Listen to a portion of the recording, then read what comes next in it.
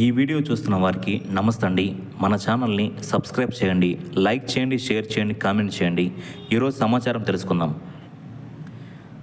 గత ప్రభుత్వ పాలనలో రాష్ట్ర పరిస్థితి అతలాకుతలమైందని సీఎం చంద్రబాబు గారు మీడియాతో చిట్చాట్లో వ్యాఖ్యానించారు. 100 రోజుల్లో అన్నీ గాడిలో పెడతామని హామీ ఇచ్చారు. రికార్డులన్నీ తారుమారు చేశారు. రెవెన్యూ శాఖలపై ప్రత్యేక దృష్టి పెడతాను. రీసర్వే అస్తవ్యస్తంగా జరగడంతో ప్రజలు ఇబ్బందులు పడుతున్నారు. సాధ్యమైనంత త్వరగా వీలైనన్ని సమస్యల్ని పరిష్కరించడమే లక్ష్యంగా పెట్టుకున్నాం అని పేర్కొన్నారు. ఈ సమాచారం ప్రకారం వచ్చే 100 రోజుల్లో ఉన్న సమస్యలన్నింటినీ పరిష్కరిస్తానని ఆయన పేర్కొనడం జరిగింది. అంటే ఇందులో గవర్నమెంట్ ఉద్యోగులు, టీచర్సు, పెన్షన్స్కి సంబంధించిన బకాయిల వివరాలు, అలాగే పిఆర్సి, ఐఆర్కి సంబంధించి ఒక స్పష్టత వచ్చే అవకాశం కనిపిస్తుంది.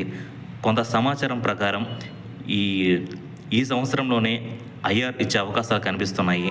కొంతమంది సోషల్ మీడియాలో ఐఆర్ ఇచ్చే అవకాశం ఈ సంవత్సరం లేదు, ప్రస్తుత ఆంధ్రప్రదేశ్ రాష్ట్ర ఆర్థిక పరిస్థితి దృష్ట్యా ఈ సంవత్సరం ఇచ్చే అవకాశం లేదు అని కొంతమంది చెప్పడం జరిగింది. కానీ చంద్రబాబు గారి అనుభవం, ఆయనకున్న పరిపాలన ఇది బట్టి చూస్తే ఈ సంవత్సరంలో ఐఆర్ ఇచ్చే అవకాశాలు కనిపిస్తున్నాయి. దానికి తోడు 100 రోజుల్లో అన్నీ సెట్ చేస్తాం అని ఆయన చెప్పడం జరిగింది. చూడబోతే అదే త్వరలో ప్రభుత్వ ఉద్యోగులు, పెన్షనర్సు, ఉపాధ్యాయులు శుభవార్త వినే అవకాశాలు కనిపిస్తున్నాయి. అది మాత్రమే కాదు, సోషల్ మీడియాలో మరో వార్త చక్కర్లు కొడుతుంది. అదేమిటంటే ఉద్యోగుల ఐక్యవేదిక ప్రతినిధి బృందంతో అతి త్వరలో ముఖాముఖి మరియు పరిచయ కార్యక్రమం జరగబోతున్నట్లు సమాచారం. ఎంప్లాయీస్కి సంబంధించిన ఐఆర్ మరియు పెండింగ్ బకాయిలపై స్పష్టమైన ప్రకటన, 29.2% ఐఆర్ ప్రకటించే అవకాశాలు ఉన్నట్లు, దీని మీద సీఎం చంద్రబాబు నాయుడు గారు సానుకూలంగా ప్రకటించినట్లు, వారంలో అధికారిక ప్రకటన చేయనున్నట్లు సోషల్ మీడియాలో ఈ వార్త వైరల్ అయిందండి. మరి దీనికి సంబంధించి అధికారిక సమాచారం మనకి రావాల్సి ఉంది. ప్రస్తుతం అయితే ఇది మాత్రం సోషల్ మీడియాలో హల్చల్ చేస్తుంది. ఇప్పుడు మరో సమాచారం తెలుసుకుందాం. వెలగపూడిలోని సచివాలయంలో సోమవారం కలెక్టర్ల సదస్సు నిర్వహించనున్నారు. ముందుగా నిర్ణయించినట్లు ఈ సదస్సు 2 రోజులు కాకుండా సోమవారం 1 రోజు మాత్రమే చేపట్టనున్నారు. మంత్రులు, ఆయా శాఖల ప్రత్యేక ముఖ్య కార్యదర్శులు, జిల్లా కలెక్టర్లు, ఎస్పీలు సదస్సుకు హాజరవనున్నారు. సచివాలయంలోని 5వ బ్లాక్లో మొదటి అంతస్తులో సోమవారం ఉదయం 10 గంటలకు సదస్సు ప్రారంభమవుతుంది. తొలుత ఉప ముఖ్యమంత్రి పవన్ కళ్యాణ్ గారు, తర్వాత ముఖ్యమంత్రి చంద్రబాబు గారు మాట్లాడనున్నారు. శాఖల వారీగా సమీక్ష అనంతరం చివరిలో శాంతి భద్రతల అంశాలపైన ముఖ్యమంత్రి సమీక్షించనున్నారు. ఈ సదస్సులోనే విజన్ ఆంధ్ర 2047 దార్శనికత పత్రంపై ప్రణాళిక శాఖ ముఖ్య కార్యదర్శి పీయూష్ కుమార్ గారు ప్రజెంటేషన్ ఇస్తారు. దీనిపై ప్రత్యేకంగా చర్చించనున్నారు. వీటితో పాటు కలెక్టర్లు, ఎస్పీలతో ఆయా శాఖలకు సంబంధించి చర్చించాల్సిన అంశాలుంటే వాటిపైన మాట్లాడనున్నారు. ఈ సమాచారం అంతా వింటుంటే సీఎం చంద్రబాబు నాయుడు గారు ఆయన తెలివితేటలు, ఆయన ఎక్స్పీరియన్స్ మనకు తెలిసిందే. ఆయన తన పనిలో స్పీడ్ పెంచినట్టుగా కనిపిస్తుంది. ప్రస్తుతం ఉన్న ఆంధ్రప్రదేశ్ ప్రస్తుత ఆర్థిక పరిస్థితి దృష్ట్యా ఆయన 100 రోజుల్లో సమస్యలన్నింటినీ పరిష్కరిస్తామని చెప్పడం జరిగింది. ఇది చూసినట్లయితే ప్రభుత్వ ఉద్యోగులకి, పెన్షన్లకి ఉద్యోగులు కూడా త్వరలో శుభవార్త వినే అవకాశాలు కనిపిస్తున్నాయి. ఆయన ఇంతకు ఎలక్షన్స్కి ముందు కూడా కొన్ని మీడియాలతో ఇచ్చిన సమాచారం ప్రకారం ఆయన అన్నమాట ఉద్యోగులకి సానుకూలంగా ఉన్నామని, ఉద్యోగులు ఇబ్బంది పడాల్సిన అవసరం లేదని ఆయన పలు సందర్భాల్లో చెప్పడం జరిగింది. పెన్షనర్స్, టీచర్స్, ఉద్యోగులు తమ కుటుంబం అని, వాళ్ళ సమస్యలు పరిష్కరిస్తామని, ఎవరు ఆందోళన చెందొద్దని ఆయన పలు సందర్భాల్లో చెప్పడం విషయం మనకు తెలిసిందే. కాబట్టి ఆందోళన చెందాల్సిన అవసరం లేదని అనిపిస్తుంది. ఇప్పుడు మరో సమాచారం తెలుసుకుందాం. ఉపాధ్యాయుల అభ్యర్థన మేరకు ప్రభుత్వ పాఠశాల సముదాయ సమావేశాన్ని ఈ నెల 16కు బదులుగా 19న నిర్వహించేలా విద్యాశాఖ మార్పు చేసింది. శుక్రవారం వరలక్ష్మి వ్రతం ఉన్నందున సమావేశాన్ని మార్పు చేయాలని ఉపాధ్యాయులు కోరారు. ఈ మేరకు ప్రభుత్వం మార్పు చేసింది. ఇప్పుడు ఆర్టీసీకి సంబంధించిన సమాచారం తెలుసుకుందాం. అఖిల భారత ప్రజా రవాణా సంస్థ ASRTU ఆధ్వర్యంలో నిర్వహించే క్రీడా పోటీలో పాల్గొనేందుకు ఏపీఎస్ఆర్టీసీకి చెందిన 69 మంది ఉద్యోగులను ఎంపిక చేశారు. గుంటూరు జిల్లాలో నాగార్జున యూనివర్సిటీ మైదానంలో ఆర్టీసీ 4 జోన్ల నుంచి హాజరైన ఉద్యోగులకు శనివారం పోటీలు నిర్వహించనున్నారు. పురుషులు, మహిళలు, అధికారులు, సూపర్వైజర్లు ఇలా మొత్తం 13 విభాగాల్లో వారు పోటీ పడగా 69 మందిని ఎంపిక చేశారు. ఆర్టీసీ ఈడీ పరిపాలన బ్రహ్మానందరెడ్డి గారు మాట్లాడుతూ వచ్చే నెలలో జాతీయ స్థాయిలో పోటీలు ఉంటాయని తెలిపారు. ఇప్పుడు మరో సమాచారం తెలుసుకుందాం.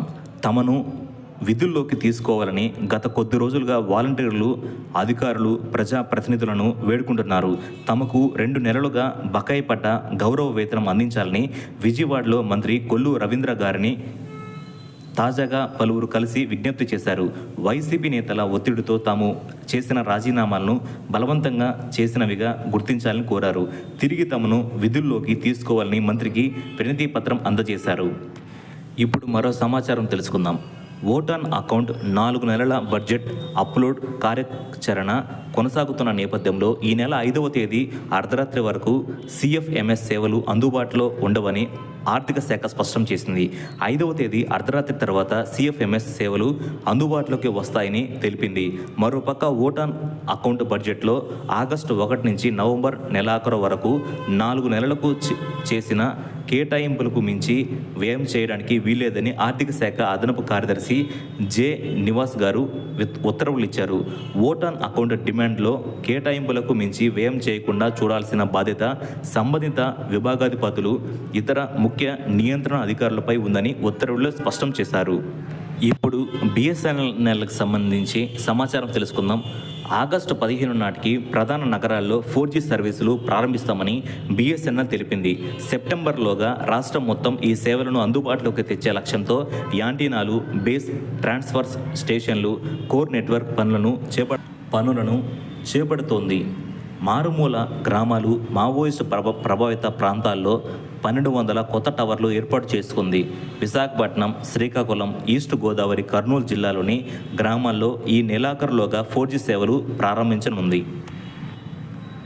రాష్ట్రంలో Bharat Sanchar Nigam limited BSNL mobile కనెక్షన్లు భారీగా పెరుగుతున్నాయి.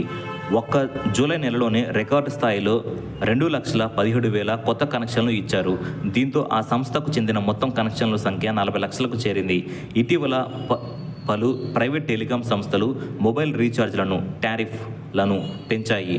మరోవైపు BSNLలో 4G టెక్నాలజీ సేవలు అందుబాటులోకి రానుండడంతో ఎక్కువ మంది ఆ సంస్థ నుంచి కొత్త మొబైల్ కనెక్షన్లు, సిమ్ కార్డులు తీసుకుంటున్నారు. 4G టెక్నాలజీ సేవలు ఆగస్టు 15 నాటికి ప్రధాన నగరాల్లో సెప్టెంబర్ నెలాఖరుకు రాష్ట్ర వ్యాప్తంగా అందుబాటులోకి తెచ్చేలా యుద్ధ ప్రాతిపదికన పనులు చేపడుతున్నారు. యాంటీనాలు, బేస్ ట్రాన్స్ఫర్ స్టేషన్లు, BTS కోర్ నెట్వర్క్ పనులు ప్రస్తుతం వివిధ దశల్లో ఉన్నాయి. గిరిజన ప్రాంతాల్లోనూ సేవలు అందించేలా BSNL పలు చర్యలు తీసుకుంటుంది. మారుమూల గ్రామాల్లో, మావోయిస్టు ప్రభావిత ప్రాంతాల్లో కొత్తగా 1200 టవర్లు ఏర్పాటు చేస్తున్నారు. విశాఖపట్నం, శ్రీకాకుళం, తూర్పు గోదావరి జిల్లా, కర్నూలు తదితర జిల్లాల్లోని గ్రామాల్లో సైతం నెలాఖరులోగా BSNL సేవలు అందుబాటులోకి వస్తాయని అధికారులు చెబుతున్నారు. 4G టెక్నాలజీ సేవలు అందుబాటులోకి రాబోతున్న నేపథ్యంలో BSNL ఖాతాదారులు 2G నుంచి 4Gలోకి మారేలా ప్రత్యేక కార్యక్రమాన్ని రూపొందిస్తుంది. ఇందుకోసం ప్రత్యేక శిబిరాలు ఏర్పాటు చేస్తున్నారు. వినియోగదారులు సిమ్ కార్డును అప్గ్రేడ్ చేసుకోవడం ద్వారా 4G సేవలు పొందగలరని అధికారులు పేర్కొంటున్నారు. BSNL కనెక్షన్లు తీసుకుంటున్న వారిలో 90% మంది ₹249 రీఛార్జ్ చేసుకునే ప్లాన్కే అత్యధిక ప్రాధాన్యం ఇస్తున్నారు. 45 రోజుల కాల పరిమితి కలిగిన ఈ ప్లాన్లో రోజుకి 2GB డేటాతో పాటు అన్లిమిటెడ్ ఇన్కమింగ్, అవుట్గోయింగ్ కాల్స్, రోజు 100 SMS సదుపాయం ఉంది. మన ఛానల్ని సబ్స్క్రైబ్ చేసుకోవడం వల్ల ఇటువంటి తాజా సమాచారం తెలుసుకోవచ్చు. So please subscribe, like, share, comment. Thank you. Have a nice day.